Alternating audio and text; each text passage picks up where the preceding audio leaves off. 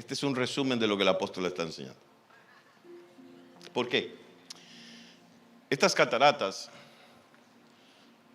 creo que son las de el Iguazú, Sudamérica, no son las más grandes del mundo. Las más grandes del mundo están en el Congo, en África. 25.000 metros cúbicos de agua por segundo circulan en esas cataratas. El temor de Dios es como tomar una licuadora y colocar ciertos ingredientes. Uno es el miedo. Miedo, espanto. ¿Por qué? Porque yo le aseguro que si alguno de nosotros estuviera cerca de esto, al ver la grandeza, el poder de esto, yo tendría miedo, yo no sé usted. Pero no es un miedo de terror, es un miedo de respeto. Sigamos el video. Es un miedo de respeto ante el poder de aquello. Cuando hablamos del temor de Dios, es poner en la licuadora la reverencia, la admiración, el poder, la autoridad, la veneración, la valoración de quién es nuestro Dios. Y si nosotros sentimos algún nivel de respeto por acercarnos a esto que es simplemente nada a la par de nuestro Dios, ¿cuánto más deberíamos sentirlo al encontrarnos con Él?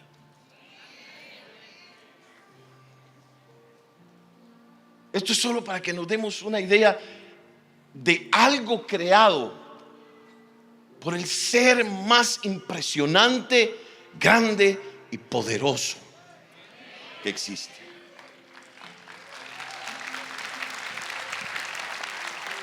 Muy bien. Ahora, en esta mañana, en 28 minutos, quiero compartirles una historia. Había un hombre, o voy a hacer esta pregunta, voy a pedirle que me ayude con la pregunta. Voy donde los pastores primero, porque son los que tienen. No, mejor no, vamos a ir atrás. Brian, no, tranquilo.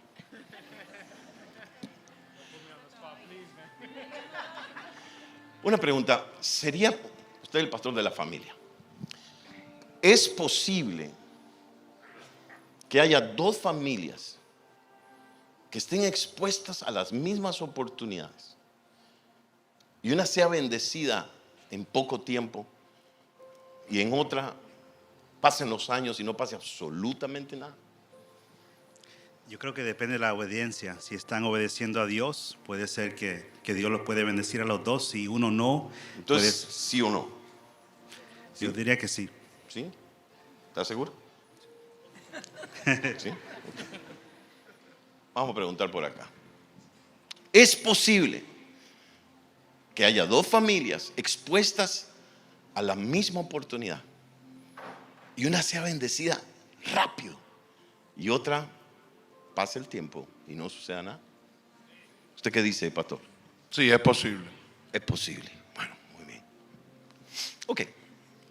Primer versículo. Si me lo ponen en la pantalla. Dice: de modo que David no quiso traer para sí el arca de Jehová a la ciudad de David, o sea, Jerusalén, y la hizo llevar David a la casa de Obed-Edom el Geteo. Déjenme contarle la historia de este hombre llamado Obed-Edom y lo que está sucediendo, y esa va a ser mi enseñanza. Un chisme, una historia. El pueblo de Israel tenía el arca del pacto, tipo de la presencia de Dios. Si ha oído la historia, era básicamente una caja recubierta de oro, donde había ciertos elementos sagrados, las tablas de la ley, donde se escribió la ley de Moisés, donde había una vara de autoridad, y había 4 querubines que estaban cuidando la tapa de la caja, pues. Pero la caja representaba, se le llamaba el arca, representaba ahí la presencia misma de Dios. Dios mandó a construirla y llegó un momento en que en medio de todo lo que estaba pasando el pueblo de Israel, en uno de los momentos más especiales de la historia de Israel, ellos deciden ir a la guerra contra los filisteos. Y en esa guerra, que ellos estaban confiados, vamos a ganar la guerra contra los filisteos.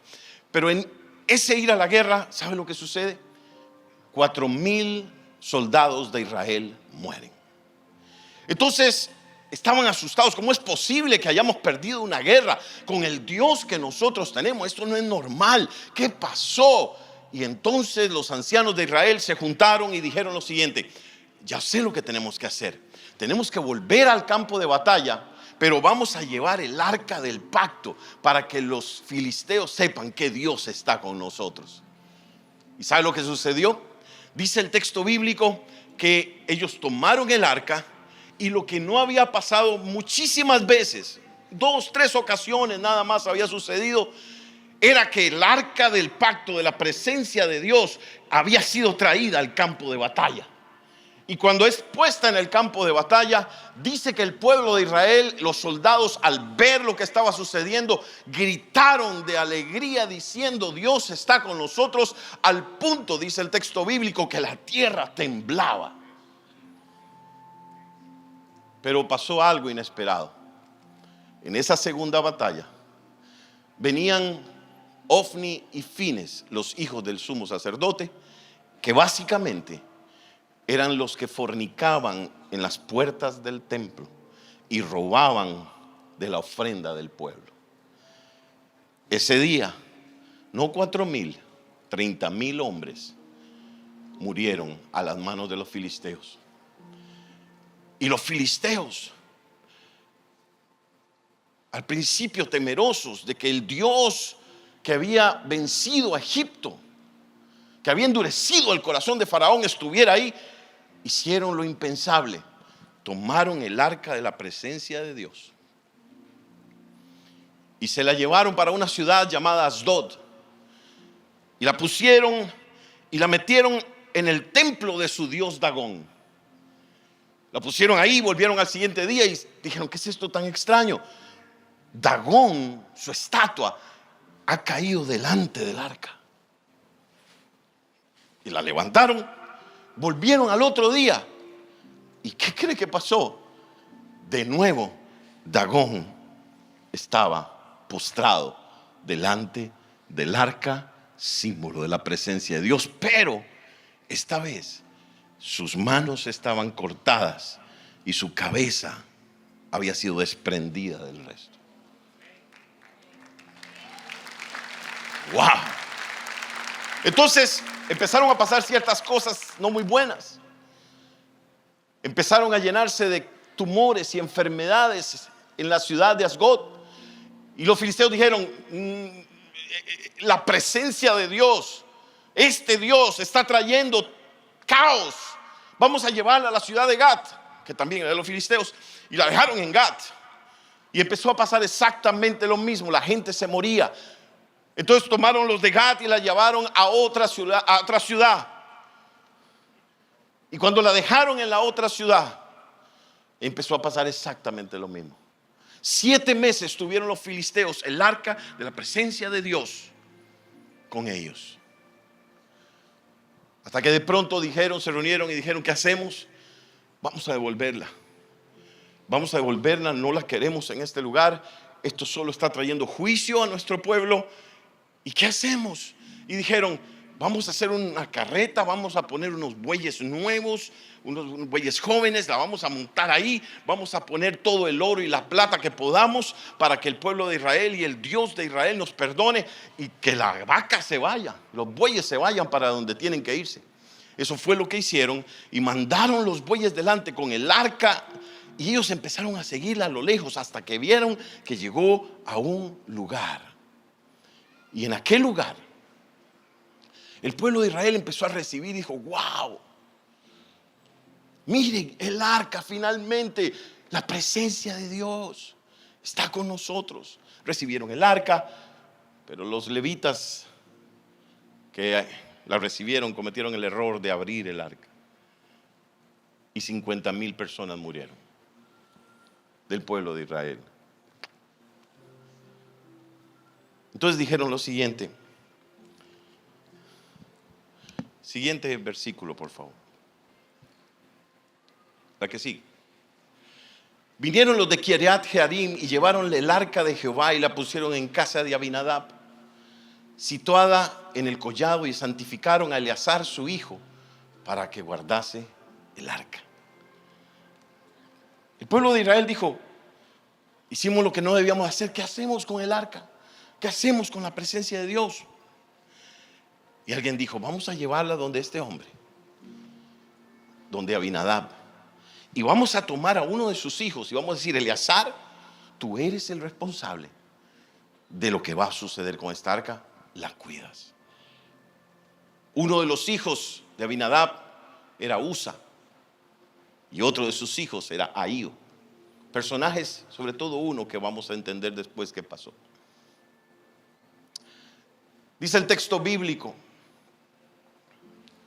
que por 20 años estuvo el arca del pacto en la casa de Abinadab.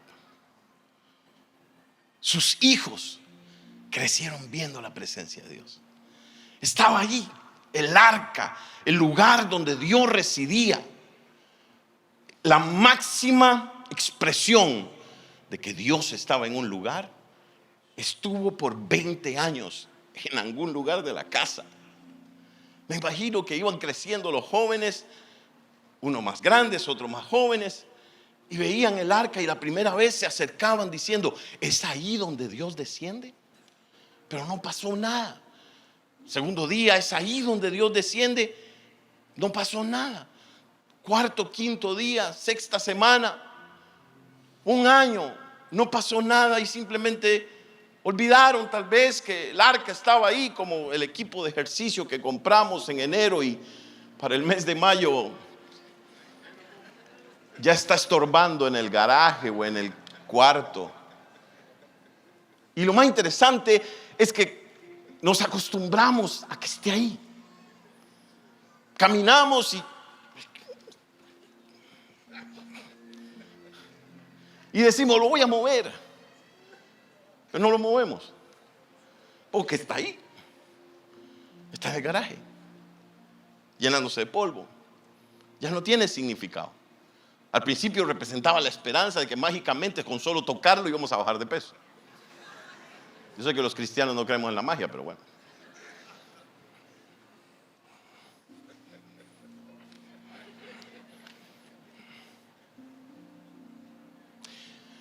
Por 20 años pasó eso. Hasta que 20 años después, ya David en el trono, había pasado Saúl, ya había llegado David. 20 años después, dice que David dijo: es tiempo de recuperar el arca y traerla a Jerusalén. Y cuando se fue a traer el arca, iban alegres y contentos, y no tengo tiempo para entrar en los detalles, porque no tengo tiempo hoy para ir a todos los versículos. Cuando estaban ahí recuperando el arca, dice que dijeron: ¿cómo la traemos? ¿Qué cree que dijeron? Vamos a hacer una carreta con unos bueyes y la ponemos encima y la venimos trayendo. ¿Se acuerda de quién había hecho lo mismo? Y dice que venían con la carreta y parece que los bueyes hicieron una mala curva, no sé lo que pasó, y el arca se estaba tambaleando cuando Usa, uno de los que había crecido 20 años viendo la presencia de Dios sin siquiera saber lo que estaba pasando, metió la mano para que no cayera, e inmediatamente el juicio de Dios vino sobre él y cayó muerto. David se asusta y dice: no, algo está mal. Por supuesto que algo estaba mal. Estaban tratando el arca de la presencia de Dios como los filisteos trataban a sus dioses paganos, tratando de comprar favor, no de someterse a Dios. Entonces dijeron: ¿qué hacemos con esto? Y decidieron llevarla a la casa de Obed-edom. Obed-edom, ¿sabe quién era Obed-edom?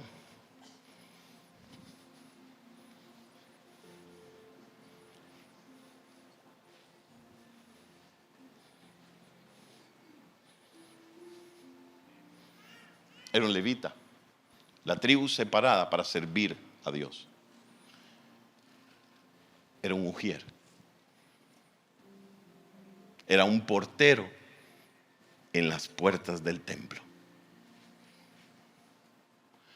No era un pastor que predicaba, no era un apóstol.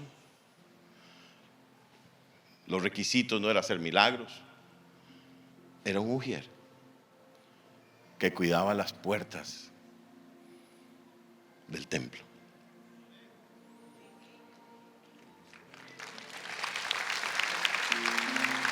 Y hay gente a veces que menosprecia lo que es el ser un ujier.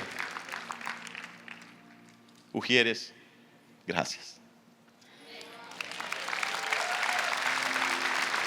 Este no es el templo de Dios. Esto es un edificio donde nos reunimos. Pero gracias por venir cada domingo. Ustedes son los que vienen a todos los eventos de la iglesia. Si fuera por asistencia, son los más ungidos. Gracias. Pero dice el texto, y voy terminando, lo siguiente. Dice que cuando el arca entró a la casa de Obed-edom, dice que Dios bendijo a Obed-edom y a toda su casa. Dice todo lo que tenía. Pero ¿cómo es posible? Alguien la tuvo 20 años y no se dice nada. Una familia la tuvo 20 años. 20 años yendo a la iglesia, 20 años sabiendo que eran el templo del Espíritu Santo, 20 años alabando, 20 años adorando, pero no se dice nada de lo que pasaba con esa familia. Es más, uno de los hijos no tenía idea de lo que era lidiar con un Dios santo. Y usted dice, pastor, ¿qué tiene que ver esto con el temor de Dios? Porque no cabe duda alguna de que Dios vio algo en Obed-edom que no había visto en nadie más. Vio a un hombre temeroso de Dios. Vio a un hombre que le tenía miedo a Dios. No, que vio a Dios como esa catarata, con el nivel de respeto. Ese es mi Dios. Es poderoso, es grande, es bueno, es fuerte, es digno, es santo.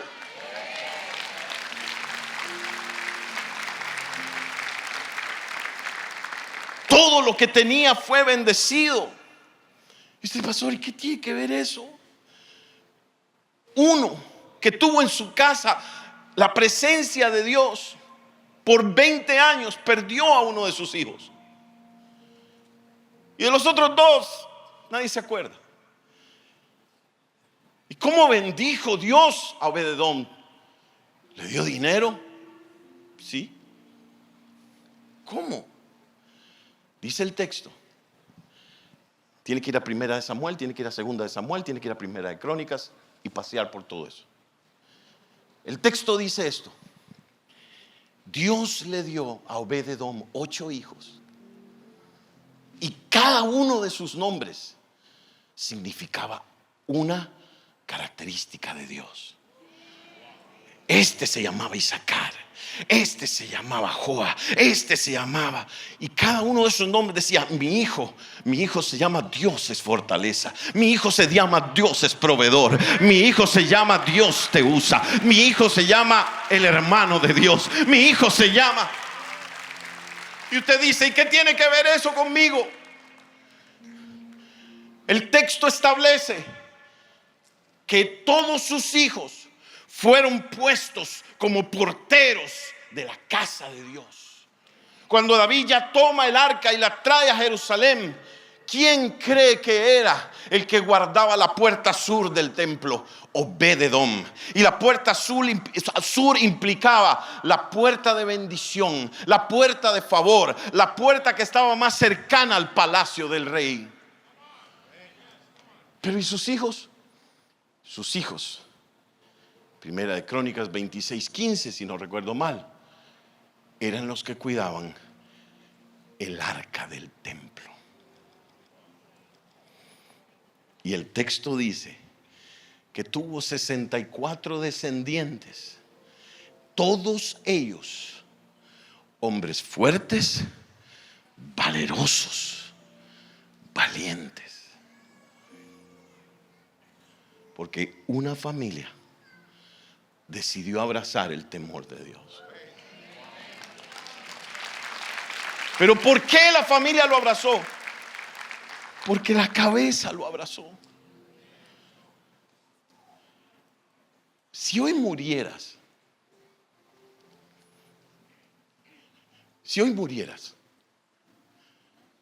y tuvieras que escribir algo sobre tu lápida, ¿cuál sería la frase con la que quieres que te recuerden tus hijos?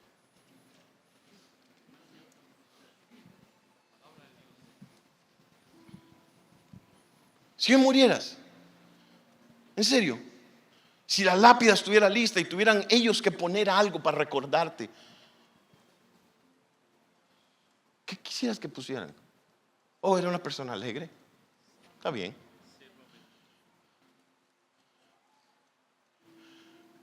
Si yo muriera hoy, ¿usted sabe lo que yo quisiera que pusieran? Aquí está papá.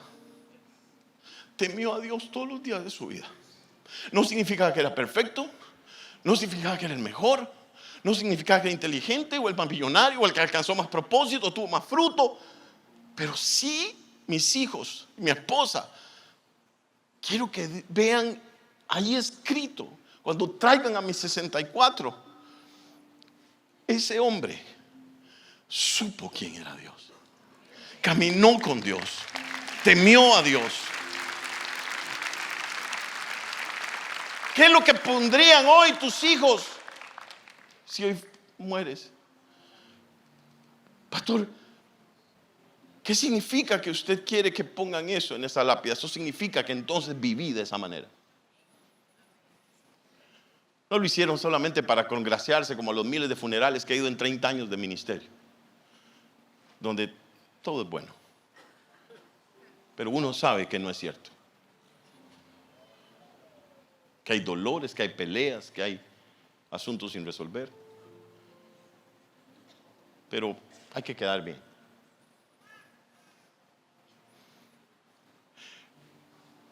Obed-edom tomó a sus hijos y de alguna manera les enseñó: esta es la presencia de Dios. Así se trata a Dios. Soy portero de esa presencia. Cuido lo que entra, cuido lo que sale, cuido lo que enseño, cuido lo que no enseño. Porque yo quiero que mis hijos y los hijos de mis hijos sean bendecidos de generación en generación en generación. Iglesia, no te lo estoy diciendo porque simplemente quiero decírtelo. Dios puso en mi corazón que te dijera en esta mañana: este es uno de los servicios más importantes a los que has venido. No porque yo lo estoy predicando, me ha tocado el privilegio y la gracia y la confianza de mi Padre Espiritual prestarme el púlpito que no me pertenece, para venir a decirte, iglesia, Dios está llamando a las familias. Esto no es acerca de ti y de tu esposa, es acerca de tus hijos, los hijos de tus hijos, los hijos de los hijos de tus hijos, las generaciones que te van a seguir, que van a ver modelado un padre que teme a Dios. No es el más inteligente, no es el más brillante, no es el más capaz, pero es un hombre que teme a Dios. Y sabe algo: cuando teme a Dios, la defensa de Dios, la protección de Dios, la provisión de Dios, el consejo de Dios, la sabiduría de Dios.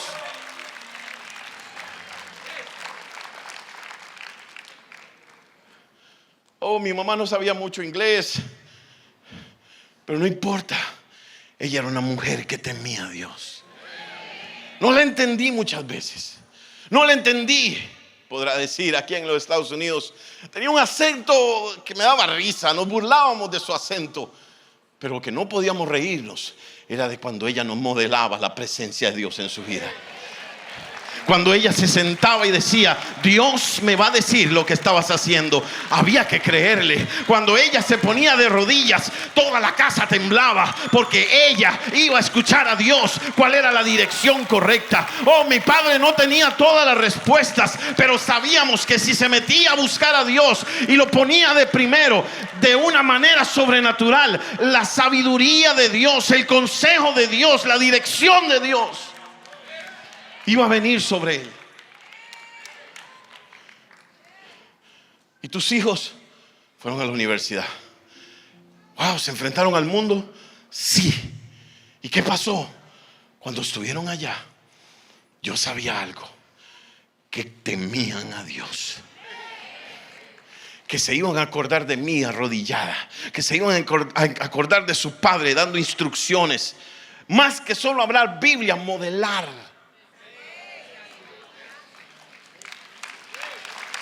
Oh, tus hijos te saben la Biblia. No es si se la saben o no se la saben, es si modelan, viven.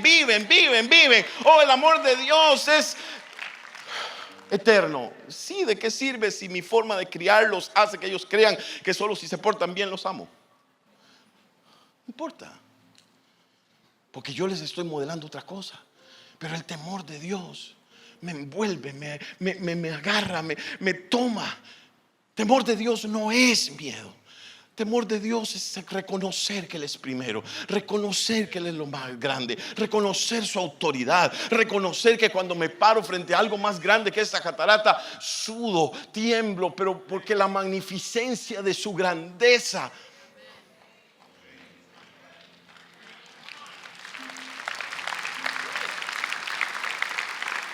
Y saber que cuando mi hijo esté enfrente de la tentación, va a empezar a temblar, va a empezar a pelear dentro de sí, lo hago o no lo hago. Y se va a acordar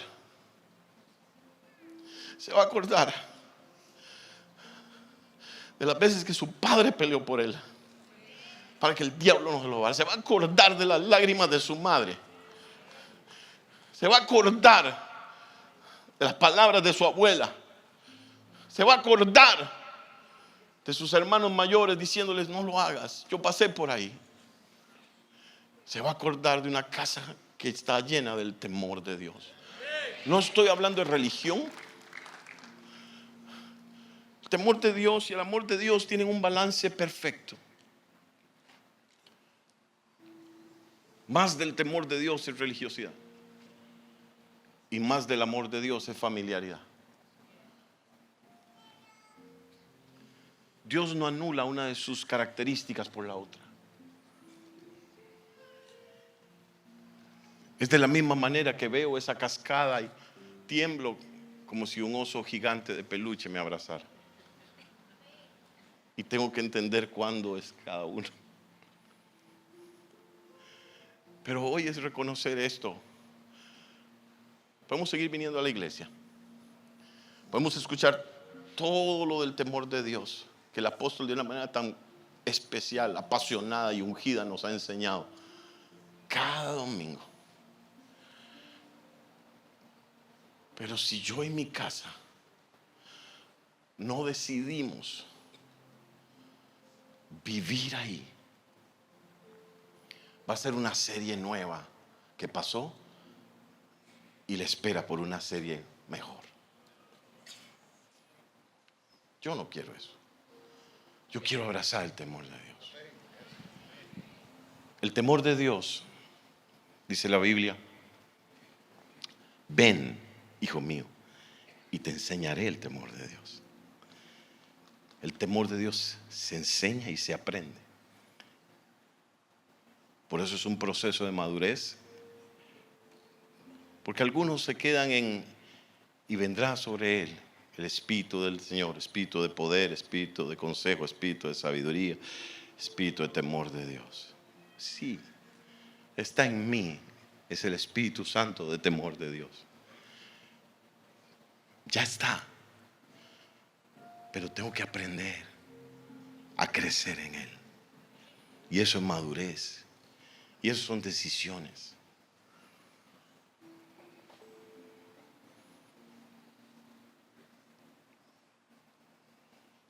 Esta es la aplicación del temor de Dios a las familias. ¿Cómo quieres que te recuerden? Si hoy murieras, ¿qué escribirían tus hijos? ¿Qué escribirían los míos? Oh, papá, ¿cómo nos reímos con él? Qué bueno, pero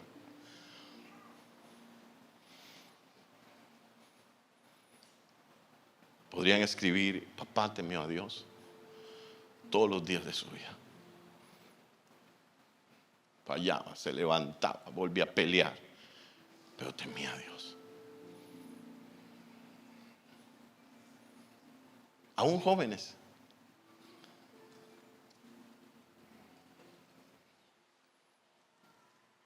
¿qué pondrían si en la juventud uno tuviera que partir? Mi hija temió a Dios.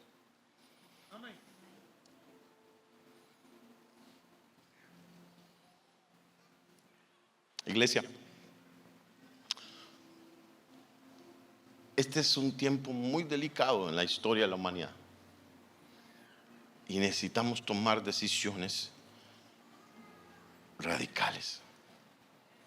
Yo no estoy hablando de religión, yo no estoy hablando de que entramos aquí y no podemos ni hablar porque la presencia está aquí. No, le voy a decir por qué. Porque en el Nuevo Testamento, ahora yo soy el templo. No es esto. Es un galerón glorificado. Uy, qué fuerte.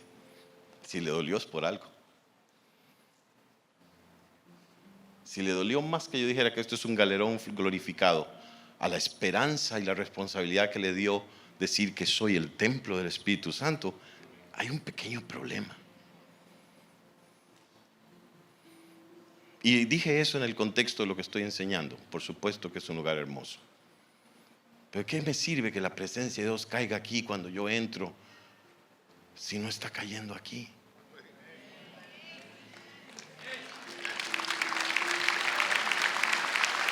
¿De qué me sirve ser el mejor ujier guardando las puertas del templo si se me olvidó que yo ahora soy el templo y el portero del templo?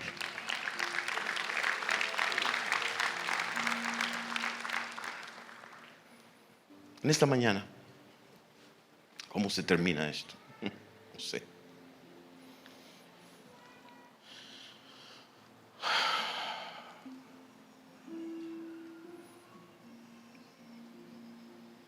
¿Cómo se termina esto? ¿O cómo empieza esto?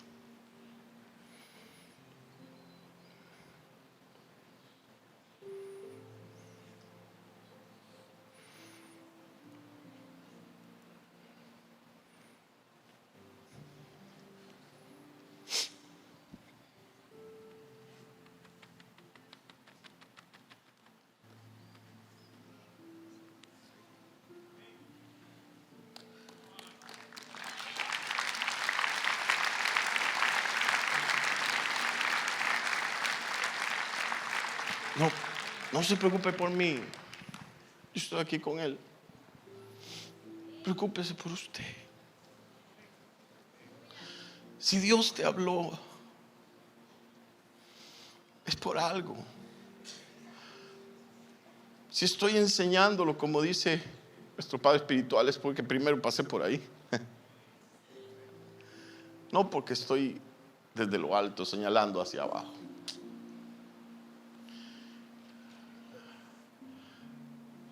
En 3 meses pasó con una familia lo que no había pasado en 20 con otra.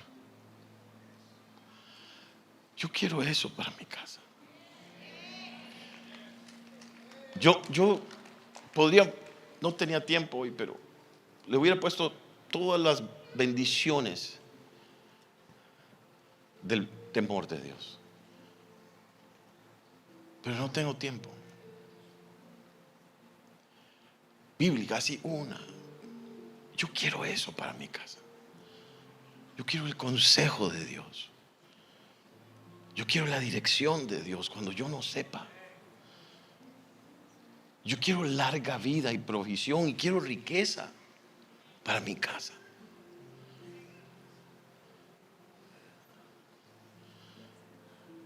Yo quiero a Dios en mi casa. No porque soy pastor, quítemelo. Yo no soy pastor, yo soy Alejandro. Y tengo un trabajo, ser pastor. Si me quitan el pastorado mañana, a mí no me preocupa. Yo no me muero por un título. Yo soy Alejandro. Alejandro sigue viviendo.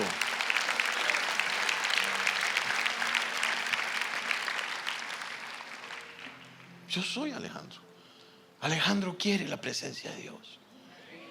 Yo para Belkis, no para la maestra, para ella, para mi hijo Sebastián, que no tiene ni título ahora. Y si lo tiene, gloria a Dios. Si no lo tiene, no me importa. Lo que quiero es que tema a Dios. Y quiero que Isabel tema a Dios. Y no va a temer a Dios porque yo soy el pastor. No va a temer a Dios porque ella es maestra. Va a temer a Dios porque vio a su padre y a su madre temer a Dios.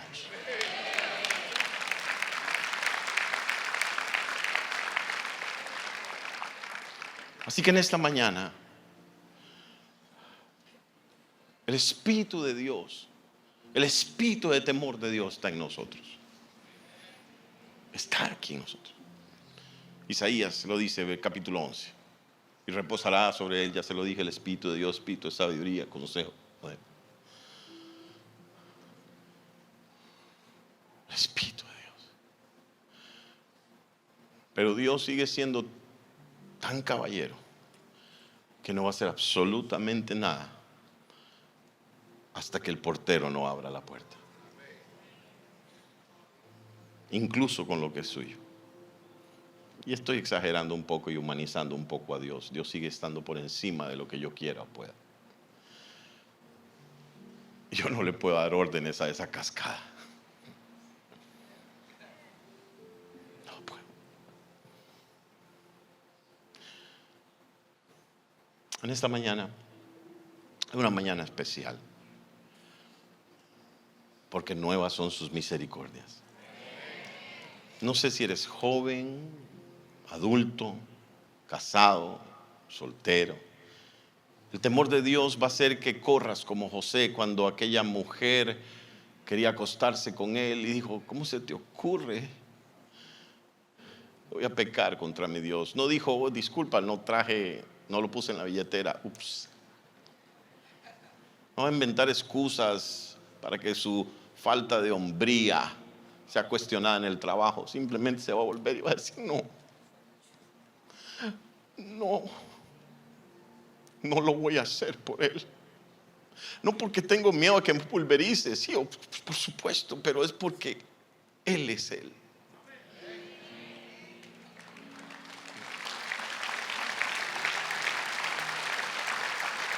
Es el temor de Dios el que hace que entreguemos lo que más amamos. Abraham, toma a tu hijo Isaac, llévalo a la montaña y sacrifícalo. Pero es la promesa, pero es lo que hablaste. Pero si tú lo pides, yo lo hago. Y tomó al muchacho, 2 criados, subió al monte, dejó a los criados atrás. El muchacho preguntó: ¿dónde está el sacrificio? Y Abraham respondió: Dios proveerá uno. Era extraño esas palabras mientras lo amarraba a la piedra de sacrificio. Y levantó el puñal para entregar lo que más amaba. Y el ángel dijo: detente, porque ahora sé que me temes.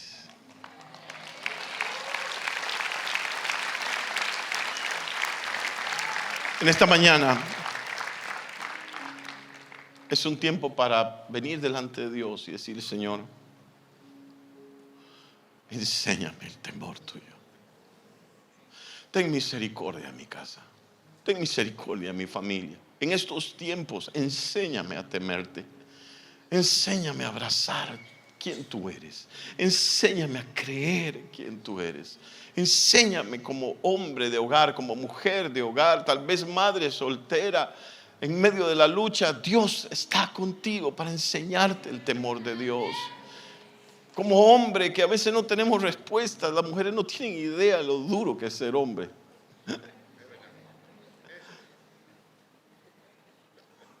Todo el mundo quiere el 100% de uno. Vamos, trabaja, más ingreso. No, pero tienes que estar más tiempo con nosotros. Pero tienes que ir. Pero tienes que. Pero Él puede enseñarte el temor de Dios y la dirección correcta. Joven, ¿quieres que te prospere sin tener que vender tu cuerpo en OnlyFans?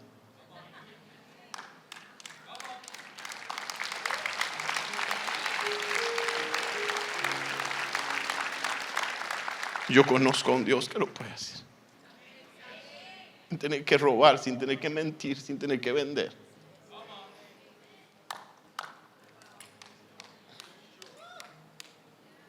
Padre, gracias por estar en este lugar, en esta mañana. Presento a tu iglesia, la que está acá y la que nos ve. Y te doy gracias por la maravillosa oportunidad de encontrarnos contigo una vez más en esta casa. Que se ha levantado para honrarte. Pero en esta mañana, tu palabra dice: acercaos a mí y yo me acercaré a vosotros. Y yo te pido que nos recibas, si puedo decirlo de alguna manera, a nosotros y a nuestras casas, y te acerques a nosotros. Y que a partir del día de hoy el temor de Dios esté marcado en los dinteles de nuestro corazón. Si nos has estado viendo hoy y has tomado la decisión de aceptar a Jesús en tu corazón, quiero que repita esta oración conmigo. Si no has dicho: Señor, no has aceptado a Cristo en tu corazón, repite: di: Padre Celestial, yo reconozco que soy un pecador. Me arrepiento de todos mis pecados. Confieso con mi boca que Jesucristo es el Hijo de Dios. Y creo con todo mi corazón, repite, creo con todo mi corazón que Dios el Padre lo resucitó de los muertos. Dios te bendiga. Si este video ha sido de bendición para ti, compártelo con un amigo. Suscríbete a nuestro canal para que no te pierdas otro video transmisión en vivo. Te amamos y te bendecimos. Hasta la próxima.